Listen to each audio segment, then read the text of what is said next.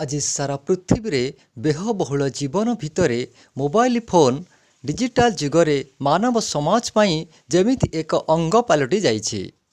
छुआठू बुढ़ा पर्यंत mobile phone बिना बंचिबा कष्टकर होई पड़िछि।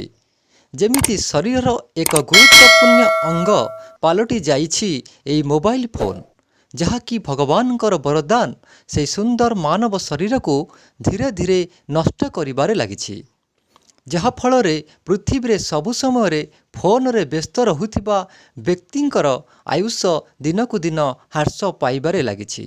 तेणु दिन थाउ थाउ जदि आज यही युव समाज फोन को अपव्यवहार न करी आवश्यक स्थल रे व्यवहार करिवे, तेबे ए सुंदर मानव शरीर को किछि दिन सुस्थ रे जीवन यापन करिपारिबे।